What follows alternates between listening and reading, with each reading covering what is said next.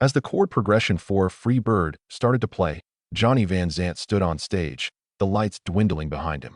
Singing the identical lyrics that his brother Ronnie had performed almost 50 years before, he closed his eyes and put his palm on the microphone. The crowd went hushed as he spoke, not out of remorse, but from a deeper place, a goodbye that never really ended. Some people shouted and others sobbed. While you're the one bearing the burden of that loss, how can you follow in the shoes of a legend? When every word carries an unfathomable anguish, how can you raise your voice to the music of a sibling who passed away at a young age? Johnny Van Zant didn't find his solution in stardom, with cheers, or in streaming numbers. The key was his unwavering determination to continue performing as if Ronnie were present, standing, singing, and preserving the music. The Van Zant family has a long history of Southern rock music, and Johnny is the youngest of his siblings. Although all three brothers were influential, it was Ronnie who paved the way for Lynyrd Skynyrd to achieve legendary status in the United States throughout the 1970s.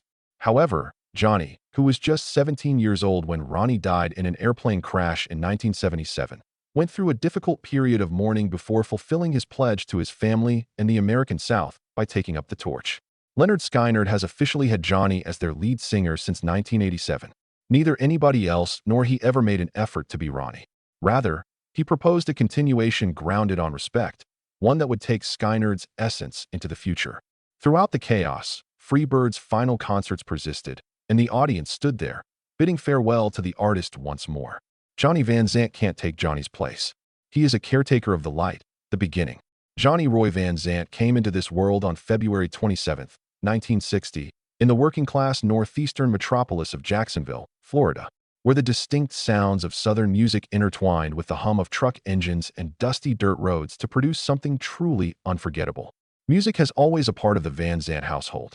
What the brothers learned to listen to the world around them, the regularity of their meals, and their parents' parenting style all contributed to this.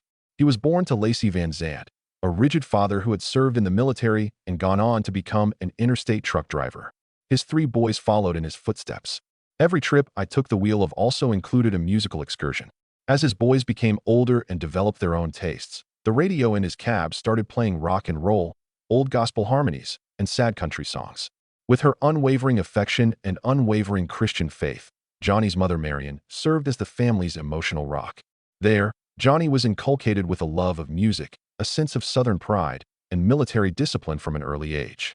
Johnny was the younger sibling of two famous siblings and spent his childhood in their shadow.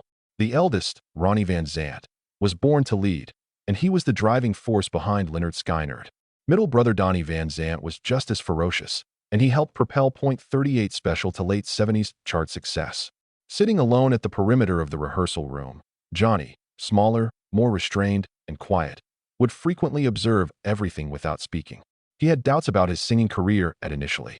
For Johnny, drumming was the one true love. Every day, he would devote a significant amount of time to tapping out rhythms on various objects that could produce music, ranging from tin cans to kitchen worktops. Music was always a part of him, though, not for fame, but to immerse himself in music. Johnny formed his own band when he was a youngster, identical to his siblings. Tragic events ensued. Tragically, on October 20th, 1977, at the tender age of 17, Johnny was one of 3 band members killed when the plane bringing Lynyrd Skynyrd, including front-row seater Ronnie Van Zant, crash-landed into the woods of Mississippi. As far as Johnny could remember, the afternoon was peaceful. While he and his father were outside pushing weeds, the phone started ringing. A brief phone conversation, a scream, and his whole musical universe was turned upside down from that point on. No longer is there Big Brother or Skynyrd. Instead, there is a 17-year-old lad caught between the rubble of fame and tragedy. Instead of sobbing uncontrollably, Johnny subtly started making plans for what he had no idea would turn out to be his life's work, to ensure that his brother's spirit would continue to sing via him. Prior to his professional music career taking off, Johnny Van Zant was reeling from the shock of 1977. In the early 1980s, he took things easy, performing in local bars with friends and doing odd jobs around Jacksonville. Taking up the limelight that Ronnie had vacated was something nobody, not even Johnny, thought was possible. But music continued to flow from him, softly and naturally, like an irresistible family line, as though it were an essential task that must be carried out. By the end of 1979, Johnny had established his own band, Johnny Van Zant Band, which was distinct from the Lynyrd Skynyrd tradition and which did not want to emulate Ronnie's approach or borrow its brightness. He had no intention of becoming a second legendary lead singer. He chose instead to be a storyteller from the South, known for his honest, genuine storytelling that is filled with deep contemplation. No More Dirty Deals, the debut album, came out in 1980. Critics acknowledged its emotional depth, the voice of someone who had experienced genuine loss, even though it failed to make a big mark on the charts. Stand Your Ground and Only the Strong Survive seemed like Johnny was singing them to himself as he fought against his own memories, expectations, and the specter of a family legend. He kept dropping albums every year for the following five. Phase 2, 1981. Van Zant, 1985, and The Last of the Wild Ones, 1982. Compared to Skynyrd, his work from that period had less bravado and more introspection, but still building on the basic Southern rock basis. Particularly poignant is the silent loss felt by a younger sibling who will never again have the opportunity to yell out to their older sibling. Johnny had a lot of emotion in his voice, albeit it wasn't quite sharp or authoritative just yet. Shouting wasn't necessary to get people's attention. Every chorus carried the hushed murmur of the Van Zant ghost. However, financial success remained elusive. In order to take care of his expanding family and deal with the harsh reality, Johnny had to put the band on hold by the mid-1880s. He may never achieve success in his own career. An unforeseen door, however, appeared at that same moment, leading him back to the very spot where his past had been concealed. After nearly 10 years since the disaster, Lynyrd Skynyrd's surviving members chose to reconvene in 1987 to pay tribute to Ronnie Van Zant and the others who tragically lost their lives in the catastrophe. They required a vocalist who could convey more than simply technical ability. And now, only Johnny, the brother who had sworn he would never be replaced, could keep that fire burning. At that pivotal time, Johnny wasn't just Ronnie clone. In the spirit of a brother, he continued on, dedicating his music to the departed and beginning a new chapter in a profession he had never desired. Now, though he grasped it, that heritage was staked for his very being. Achieving professional success. It wasn't just a concert when Johnny Van Zant took the stage in 1987 for the Lynyrd Skynyrd reunion tour. There had never been an appropriate way to say goodbye. The band reunited a decade after the deadly plane disaster in 1977, not to make amends for the loss, but to preserve it. Standing center stage, bearing both his own sorrow and the hopes and dreams of millions of fans, was Johnny, the younger sibling who had previously stood silently on the practice room's periphery. There was tremendous pressure. It was Ronnie's music that he sang every time. From Tuesday's Gone to Freebird, and from Simple Man to That Smell. People were on the fence. Some thought he'd never be able to compete with his sibling. Some thought the gathering was a slap in the face to the memory, and they were right. But Johnny remained silent. Without copying or dramatizing, he simply continued an unfinished tale through his singing. Following that, surprisingly, something occurred. After a brief hush, the crowd broke into song. The act of remembering, forgiving, and moving on that started as a nostalgic act became a shared ritual over time. Ever since then, Johnny has been the main voice of Skynyrd. It wasn't because he was Ronnie's sibling. It was because he was brave enough to not attempt to emulate Ronnie. He guided Lynyrd Skynyrd through some tough periods over the following 30 years. In the years 1993 with The Last Rebel, 2009 with God and Guns, and 2012 with Last of a Dying Breed. These records may not have achieved the same level of fame as they once did, but they did manage to capture the spirit of classic Southern rock. Equality, dignity, and suffering. Notably, his 1990 solo effort dedicated to Ronnie, Brickyard Road, hit the top spot. One that's been topping the charts, with its heartbreaking chorus resonating. Hello, parents. Just wanted to check in and let you know that I'm doing fine. I'll be home soon, on that Brickyard Road. In addition to their work with Skynyrd, Johnny and his brother Donnie formed Van Zant, a Southern rock/country act that released albums such as Brother to Brother, 1998, and Get Right with the Man, 2005, the latter of which had the single Help Somebody, that peaked at #1 on Billboard's Hot Country chart. Numbers and accolades couldn't capture Johnny's accomplishment. What made him special was his ability to bridge generations, reimagine beloved songs with a fresh perspective, and help others recover from their own tragedies by singing them to one another. Johnny Van Zant keeps rock alive in a world where it's going out of style, but he does it with humility rather than showmanship. Johnny Van Zant is not a glitzy rock star in his personal life when the lights go down and the touring life is over. He was born and raised in Jacksonville, Florida, and he has no desire to leave the location he and his family call home. He is a straightforward man. Even though he has been Lynyrd Skynyrd's major voice for nearly 30 years, he has avoided scandal, controversy, and tabloid intrigue. Being famous would never overshadow his genuine self. That was a decision he made and a silent vow to himself. Johnny has always kept his family life under wraps and wed at an early age.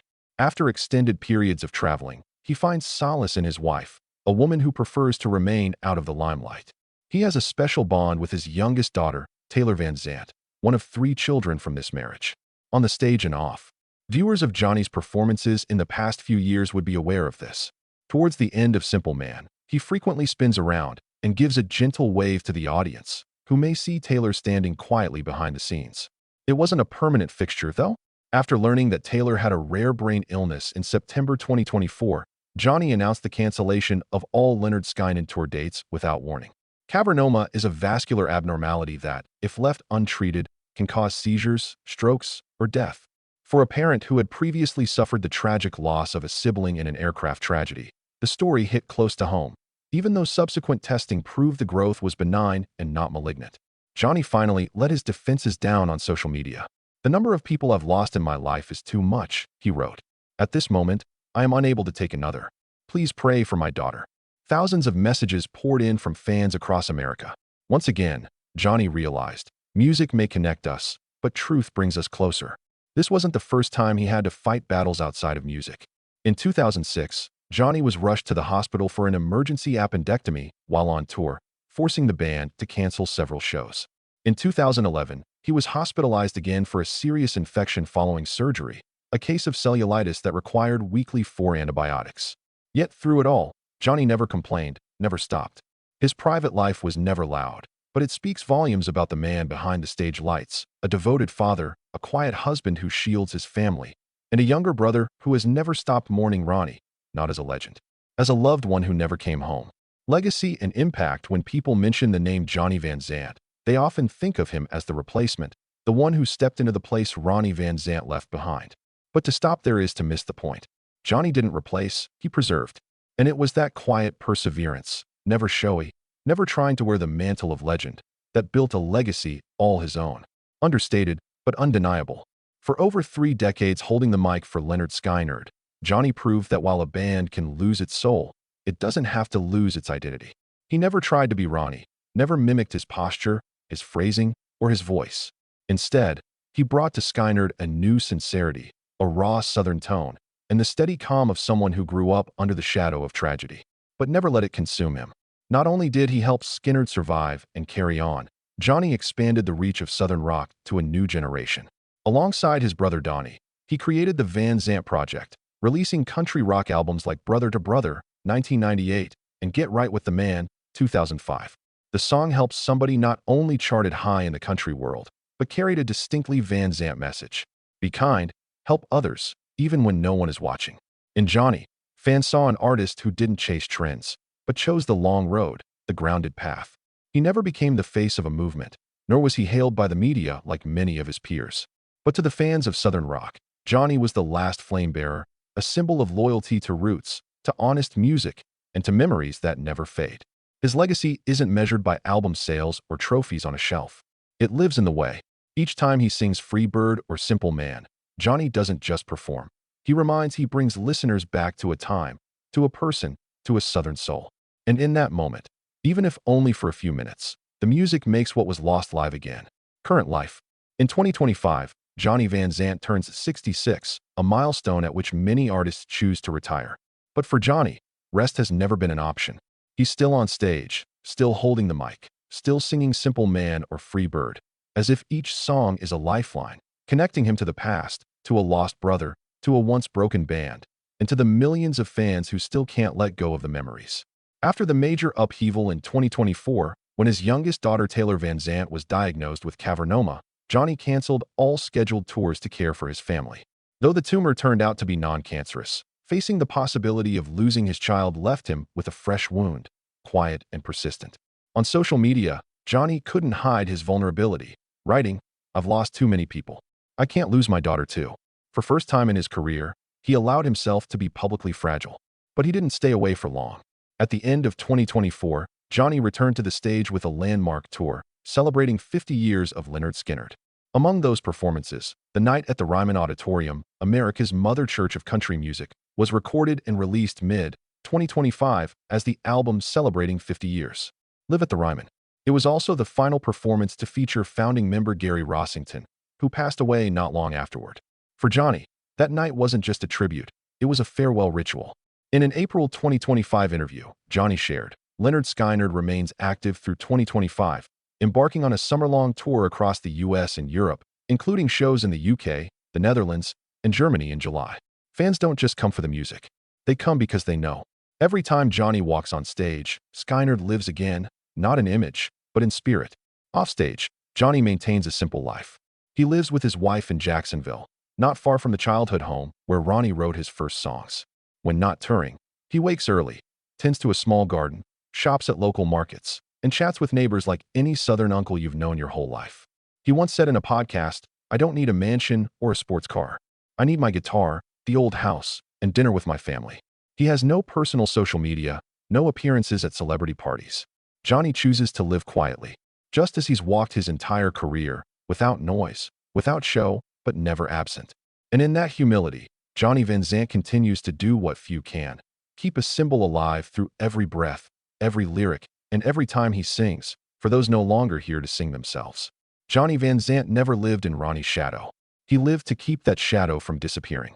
For over 30 years, he never tried to replace a fallen legend, nor did he seek the spotlight.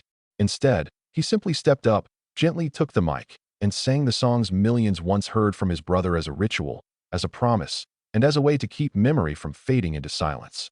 He didn't follow the path of most rock stars. No scandals, no loud proclamations, no living for the biggest stages or the brightest lights. Johnny endured through voice alone, sometimes raspy with emotion, sometimes breaking from sorrow. Every word he sang wasn't just music, it was a journey. From a 17-year-old boy who lost his brother in a crash, to a father shaken by